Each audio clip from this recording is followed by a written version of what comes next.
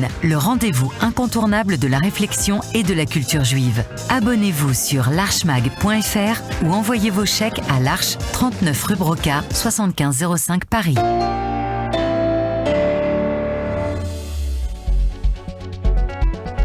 RCJ Midi, Laurence Goldman.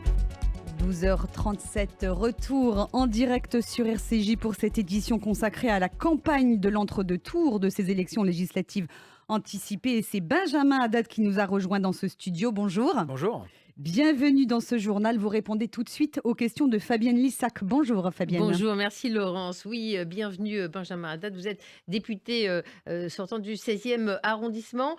Vous avez commencé cette campagne très tôt et ça se voit dans les résultats, hein. Vous arrivez au premier tour avec 47,71% des suffrages, devant Patrick Draye, 17,7%, Louis Piquet, RN, 17,56%.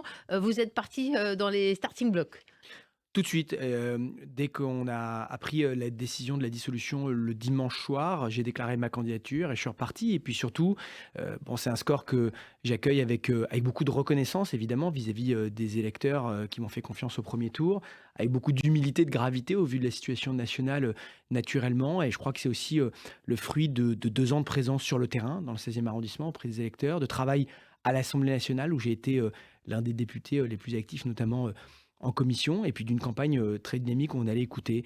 On est dans une situation où il y a beaucoup d'angoisse, beaucoup d'inquiétude. Je l'entends, des électeurs qui sont en colère, qui nous demandent une réaction d'autorité, de fermeté sur les questions de sécurité, d'immigration. Je l'ai beaucoup entendu, des électeurs de gauche comme de droite, qui nous demandent aussi de mettre de côté les étiquettes partisanes et d'avancer ensemble, d'être capable de rassembler, de gouverner différemment de ce qui a été fait ces dernières années, avec les Républicains à qui je tends la main, avec les socialistes, la gauche modérée qui refuserait l'attelage extrémiste, avec Jean-Luc Mélenchon et la France insoumise. Et donc ça fait 3 semaines effectivement qu'on a sillonné l'arrondissement, tapé aux portes, tracté. On est de retour sur le terrain. Je sors à l'instant d'un tractage et j'y retournerai après votre interview. La montée des extrêmes visible dans le scrutin du premier tour semble montrer que les Français en auraient assez du en même temps, la chèvre et le chou. Vous êtes sur un message de clarification aujourd'hui dans ce contexte extrêmement compliqué. Je crois que déjà, en politique, il ne faut jamais faire de leçons de morale aux électeurs. Il faut écouter ce qu'ils ont à nous dire. Il faut respecter leur message. Et en effet, il y a une demande dans le pays. Je l'ai beaucoup vu en voyageant en tant que parlementaire ces derniers mois, notamment lors de la campagne des européennes. Je suis allé rencontrer des pêcheurs à Quimper, des agriculteurs dans la Haute-Pyrénées. J'ai visité le plus grand entrepôt Amazon de France en Lorraine. Je déjeunais avec des maires de communes rurales dans le Loir-et-Cher, passé une journée avec des policiers, des gendarmes à Calais. Cette demande d'autorité sur les questions régaliennes, elle est très présente. Et donc ça, je crois qu'il faut qu'on l'entende et peut-être avoir l'humilité de dire qu'on n'est pas allé assez loin ou que le message n'a pas été suffisamment entendu. Ce n'est pas renier notre bilan, qui je crois est notamment très fort sur les questions économiques, hein, avec un chômage qui n'a jamais été aussi faible sur les 40 dernières années, que ce soit le chômage ou le chômage des jeunes, avec des investissements étrangers qui reviennent en France, une France qui a trouvé sa voie sur la scène européenne, notamment, mais il faut entendre le message. Et ça, je crois que c'est une des leçons qu'il faut tirer, effectivement, de ce résultat. Mais dire, dans le même temps, que les extrêmes, la France insoumise, le Rassemblement national, n'apportent pas de solution. La France insoumise, avec son alliance avec les islamistes, les antisémites, avec la violence et le chaos qu'ils imposent en hémicycle comme dans la rue, et le Rassemblement national, qui offre une plateforme économique dangereuse pour notre pays, dirigiste, de gauche, qui s'est opposée à toutes les réformes que nous avons fait passer, réforme de l'assurance chômage, réforme des retraites, réforme du marché du travail, pour rendre la France plus compétitive ces dernières années, et qui a un discours qui, à mon avis, serait dangereux pour notre pays, nous isolerait sur la scène internationale et sur la scène européenne. Donc il faut être capable de combattre ces plateformes sur le fond, sur le projet, le programme, mais de répondre aussi aux exigences aujourd'hui des électeurs et à la colère aussi de beaucoup de Français face à ces situations. À quelques heures du dépôt des candidatures pour le second tour, 18h, il se dit, ce n'est pas vérifié, que Patrick Draye, investi par LR, soutenu par Gérard Larcher, président du Sénat, Bruno Retailleau, pourrait se retirer. Comment vous abordez ce second tour avec des forces en présence? Et je le disais, le candidat RN, Louis Piquet, relativement nouveau également sur ce scrutin dans cette circonscription. Moi, je l'aborde de la même façon que le premier tour, avec mes valeurs, mes convictions, un positionnement très clair. Je suis un homme de droite, libéral, républicain, pro-européen. Je crois qu'il faut qu'on mette le paquet sur l'autorité, le régalien dans le pays. J'ai le bilan qui est le mien. Je crois qu'on a besoin de stabilité dans ce moment de confusion, dans ce moment qui est difficile pour notre pays. Je sors d'un hémicycle qui était violent et difficile. Mes 2 dernières séances de questions au gouvernement, c'était les drapeaux palestiniens brandis par la France insoumise. Je crois que ça a donné un spectacle consternant de la vie politique pour les Français. Ça a bafoué nos institutions. Et à nouveau, quelle que soit la configuration, il faut être lucide et franc. Nous allons retrouver un hémicycle qui sera difficile et peut-être malheureusement violent. Et donc, ce que je veux dire à mes électeurs, c'est qu'ils connaissent mes valeurs, ils savent d'où je viens, je sais où je vais. Et avec la stabilité et la colonne vertébrale qui est la mienne, je continuerai à me battre pour eux, pour défendre nos valeurs, pour défendre nos intérêts. Vous avez le regard également d'un expert de relations internationales, diplômé d'un master en affaires internationales. Et puis, vous avez travaillé dans un think tank aux États-Unis. Donc, cette montée des populismes si perceptible en cette année 2024, vous l'avez déjà vécu. Quelles leçons en tirer? C'est-à-dire aux États-Unis, je veux dire. Vous avez travaillé. Vous savez, je suis arrivé aux États-Unis. Donc, j'ai passé 7 ans aux États-Unis où j'ai dirigé notamment le Centre Europe d'un think tank spécialisé sur les questions internationales. J'ai beaucoup travaillé sur les questions d'Europe de la défense. Je suis arrivé aux États-Unis fin 2014. Donald Trump a déclaré sa candidature en mai 2015. Pendant 1 an et demi, tous mes amis républicains comme démocrates, les gens qui étaient les experts, les commentateurs qu'on voyait sur les plateaux télé par les politiques américaines m'ont dit « Ne t'inquiète pas, il a aucune chance, il va voler en éclats, ce sera terminé la semaine prochaine, etc. » Donald Trump a été élu. Le matin même, le New York Times disait Hillary Clinton a 95% de chances de l'emporter. Ça doit inviter à l'humilité. Et à un moment, à une partie de l'élite, à se remettre en question et dire qu'est-ce qu'on n'a pas compris, qu'est-ce qui se passe dans le pays, aller écouter les électeurs. Et moi, j'ai passé pas mal de temps aux États-Unis. Je suis allé à des meetings de Trump. Je suis allé dans les États de la Rust Belt, la ceinture rouillée, désindustrialisée du Nord, Michigan, Ohio, Pennsylvanie. Et les extrêmes se radicalisent au fur et à mesure. On voit, alors déjà, on voyait une sorte de rejet de la globalisation, de rejet des élites, de désir de protection. Et puis, en effet, une polarisation et une radicalisation du discours politique qui est encouragée par les chaînes d'information en continu et qui est encouragée par les chaînes de réseaux sociaux. Et à cet égard, je pense que la façon dont Donald Trump a terminé sa présidence en particulier était vraiment dangereux puisque, comme vous le savez, il a refusé de reconnaître sa défaite en 2020, ce qui a mené évidemment à la radicalisation du mouvement du 6 janvier. J'étais à Washington à ce moment-là, les militants d'extrême droite qui ont envahi le Capitole pour contester le résultat et pour aller même attaquer des parlementaires. Aujourd'hui, vous avez toujours près de 40% des Américains qui considèrent que Joe Biden a volé son élection. Et ça, je ne sais pas comment on revient dessus. Donc il y a cette polarisation où même on est dans un réel différent. Et quand on fait de la politique, je pense qu'il faut se forcer à aller à l'écoute, à aller parler, à dépasser ces bulles d'information et se mettre, comme on dit souvent en politique, à portée de baffe et d'engueulade des électeurs. Vous avez également étudié, vous le disiez, les sujets de défense. On pourrait arriver à cette situation où des députés qui ont été observateurs dans les scrutins en Russie pourraient de manière prétendument être des suppôts de la Russie. Qu'est-ce que ça peut donner, notamment pour le conflit en Europe, en Ukraine? Quelles autres conséquences peut-on envisager? Déjà, je vous remercie de poser cette question parce que j'ai quand même un peu l'impression que ce sujet il passe à la trappe ces dernières semaines. On a eu un débat pendant les européennes. Or, cette élection aura des conséquences majeures sur la situation internationale et européenne de la France. On a toujours une guerre sur le continent européen avec les Ukrainiens qui se défendent courageusement face à l'agresseur russe. Il faut dire les choses très concrètement. Sur les livraisons d'armes, qui décide des livraisons d'armes à l'Ukraine? C'est le ministère de la Défense qui les contresigne. Donc si vous avez demain une cohabitation avec Jordan Bardella et Monsieur Mariani, qui a toujours été aligné sur les positions de la Russie au Quai d'Orsay ou au ministère de la Défense, la France pourrait s'opposer aux livraisons d'armes. On pourrait se retrouver avec 2 pays, la France et la Hongrie de Viktor Orban, qui bloquent les livraisons d'armes. Et le Rassemblement national, quoi qu'il en dise, s'est toujours opposé à l'aide à l'Ukraine ces dernières années. Il s'est opposé aux sanctions face à la Russie, il s'est opposé aux livraisons d'armes. Si Marine Le Pen avait été au pouvoir en 2022, la France aurait cassé l'unité européenne et occidentale dans l'aide à l'Ukraine.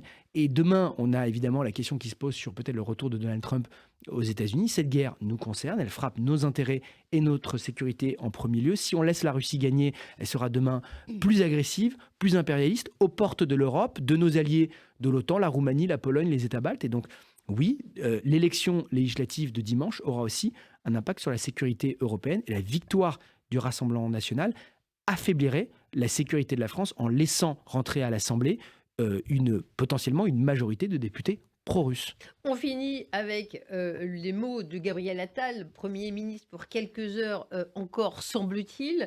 Son appel à une majorité plurielle, les appels à la coalition, vous lui donnez une chance à cette hypothèse? Je veux dire une chose très clairement. Je combats le Rassemblement national qui porte un projet rétrograde pour notre pays, dangereux sur le plan économique et international, nous venons d'en parler, mais jamais d'accommodement avec la France insoumise. La France insoumise, son discours antisémite, son discours anti-institutionnel, la violence et le chaos que les députés insoumis, tous, ont incarné ces dernières années, ce ne sont en aucun cas un partenaire. Et donc je le dis, pas une voix pour le Rassemblement national, pas une voix pour la France insoumise. Merci beaucoup Benjamin Haddad, député sortant, candidat arrivé à 47,71% des suffrages dans le 16e arrondissement. Et merci d'être venu sur le plateau de RCJ, d'avoir accepté de sortir du 16e arrondissement pour quelques minutes. À vous, ma chère Laurence. Merci Benjamin Haddad, merci également à vous Fabienne Lissac. Et c'est à présent Ariel Goldman qui est en ligne avec nous dans ce journal. Bonjour. Bonjour Laurence.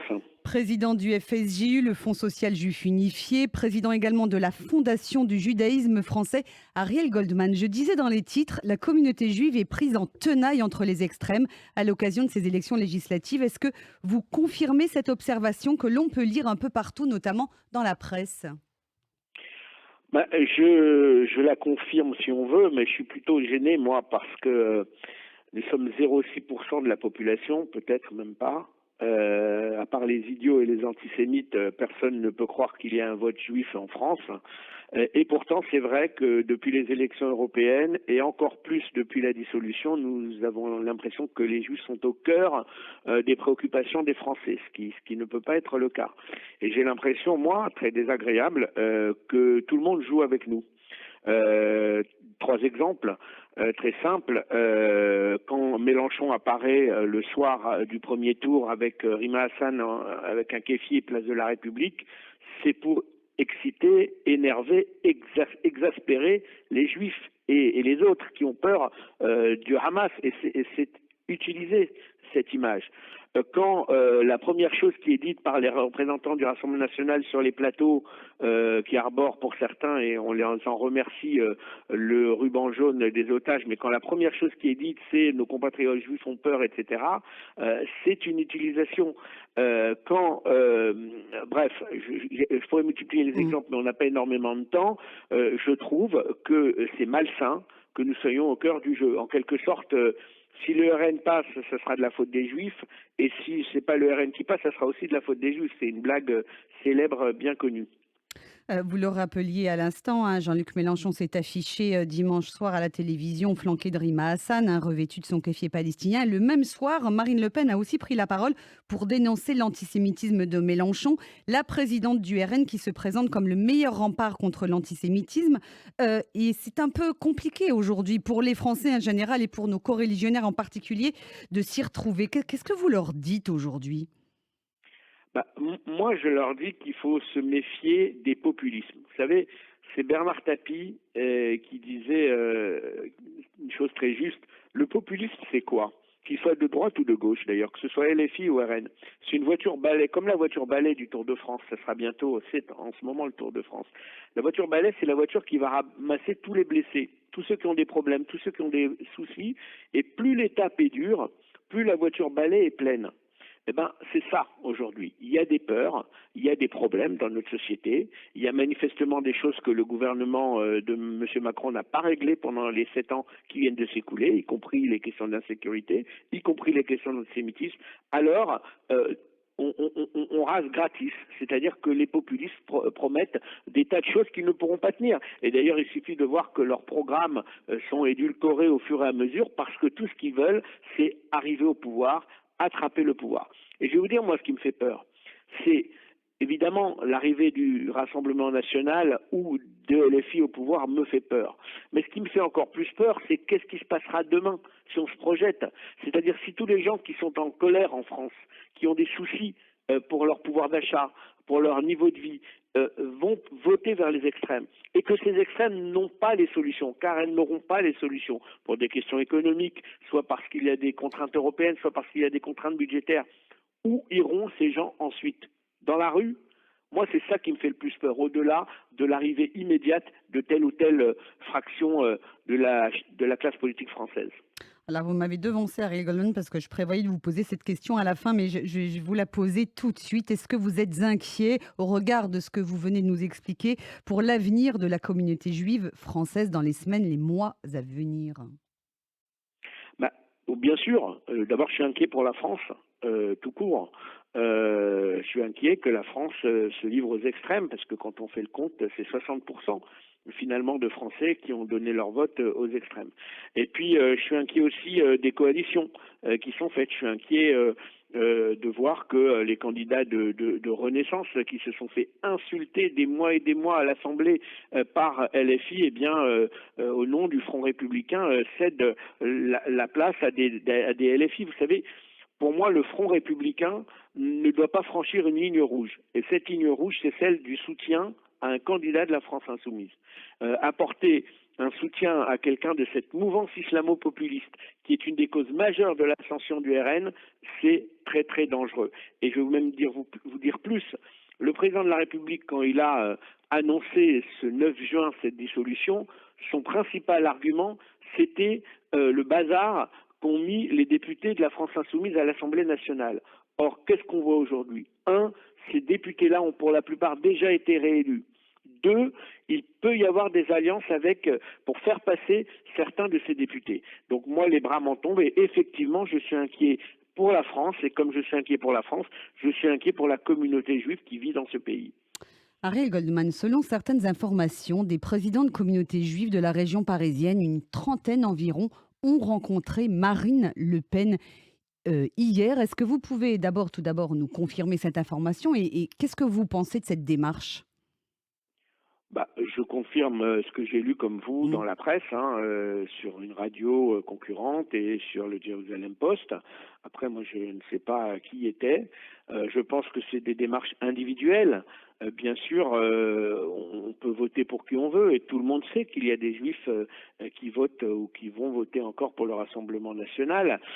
Après, aller courtiser Marine Le Pen ou Jordan Bardella parce qu'on a l'impression qu'ils vont arriver au pouvoir dans 3 jours, qu'est-ce que vous voulez que je vous dise? C'est la nature humaine. C'est assez insidieux parce que on peut rencontrer qui on veut et comme on le veut, mais mettre ça en scène comme un groupe de présidents sans donner les noms, sans en avertir les organisations centrales, que ce soit le CRIF, le Consistoire ou le Fonds social, mais surtout le CRIF et le Consistoire, alors qu'ils en sont membres, c'est bien qu'eux-mêmes sentaient que cette démarche était floue. Et comme on dit, quand c'est flou, c'est qu'il y a un loup. Merci beaucoup Ariel Goldman d'avoir été avec nous dans cette édition. Je rappelle que vous êtes le président du FSJU, le Fonds social juif unifié. Merci à vous et très bonne journée. Merci, bonne journée. Vous écoutez RCJ, il est 12h55. Dans un instant, place à vos chroniques du mardi. La philo avec Gabriel Alperne, les expos en compagnie de Raphaël et Louis et la médecine avec le professeur Marc-Olivier Timstit. RCJ Midi, Laurence Goldman.